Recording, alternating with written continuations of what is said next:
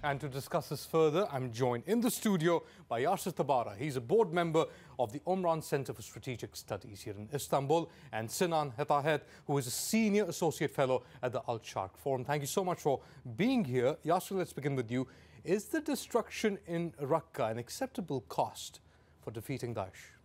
Well, what is an acceptable cost for the loss of thousands of human lives and the almost complete destruction of an entire city?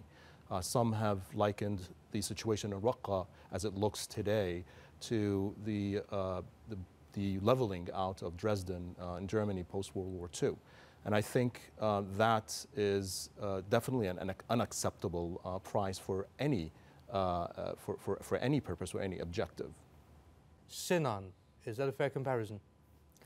Well, it is a fair comparison, but made by a party that has done equally worse in other parts of the country. We've seen same level of destruction in Eastern Aleppo. We've seen also a continuous air campaign and airstrikes against civilians in Idlib, and with complete disregard of human lives. So this is maybe a true comparison, but coming from one of the worst parties in terms of human rights record in Syria. Sinan, Yaser, you both are Syrians, originally from Syria. The war's been going on for 6 years now. Is this the worst destruction that we've seen? No, not by any stretch of the imagination. You know, the Russians, who actually made the analogy with post-World War II Germany, have leveled big parts of the biggest city in Syria, which is Aleppo. In fact, the Russians have been short of being proud of implementing the Grozny approach to fighting terrorism, quote unquote, in cities like Aleppo, and helping a criminal, brutal regime regain some semblance of control over some of its lost territory. As we've seen in many, many reports, the cost of rebuilding Syria exceeds you know, the tens of billions of dollars. Some reports go to hundreds of billions of dollars. And so Raqqa is unfortunately another episode in that string of destruction.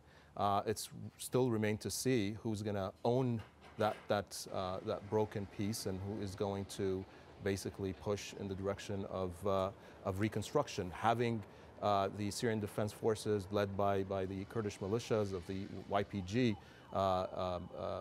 does not give me very good indications on where this is going. Sinan, enlighten us.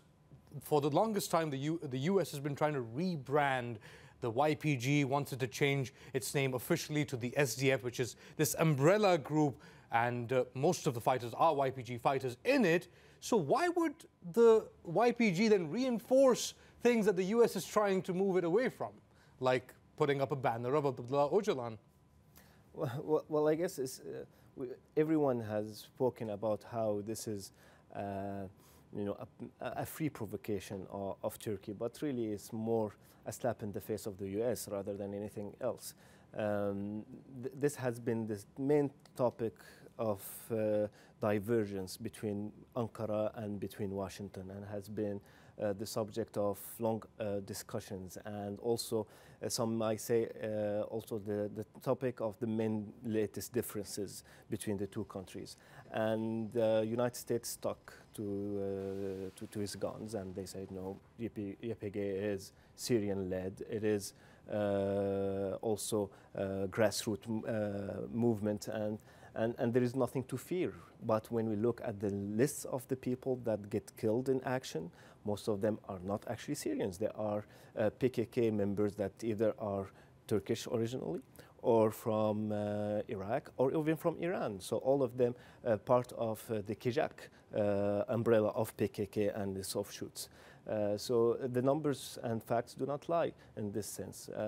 But really the most important thing that we have to keep an eye on is how they have been able to monopolize the security, the social also infrastructure of the so-called Rojava area, and how they have prevented anyone, civilians, even those who are willing to work with them, to actually provide an alternative. Very quickly, I want to know where this leaves the Syrian regime, Bashar al-Assad, who's been gaining a lot of territory. Yaser? Well, I mean, this goes to the question of control without legitimacy, right? I mean, this is the story of the YPG in areas like Raqqa. You have the majority population of Arab populations that are now being forced to be under the military control of a non-Arab force, and that goes back to the Assad question, authority without legitimacy. Although I think in the case of Bashar al-Assad, we might see some concessions of land between some of the actors as part of a deal with the Russians to be under the control of the Assad regime. However, you have a major capacity issue that is not going to be fulfilled by the Assad regime because it has completely lost a lot of capacity over the past 6 years. Finally, on Raqqa, it's almost a symbol, and it's quite reflective of what's happened across Syria with major towns and cities. Before the war started in 2011, Raqqa's population, the city's population, was around 200,000 people. Now it's estimated to be 45,000 people left in that city. What of the people? Well, I'm even surprised there is 45,000 left in the city. I think that most of the inhabitants have fled the city during the fights, and then now are living very poor conditions into refugee camps across the region and near the Euphrates. And these camps looks more like concentration camps rather than anything else. They have been treated in a very bad way. They have been interrogated for long hours. They have been prevented from leaving the camps, even to join their families in other cities. And once again, the problem here is, how can we defend the rights of these people? How can we help them? How can we assist them? Because they have been labeled as ISIS sympathizers, and this is completely wrong. This has no solid ground, and it's very difficult to leverage a different approach to deal with the Raqqa peoples because of the PYD strong control of the region, and most importantly, the U.S. Support to this group. Sinan, Hatahet, Yaser, Tabbara, thank you so much. Thank you.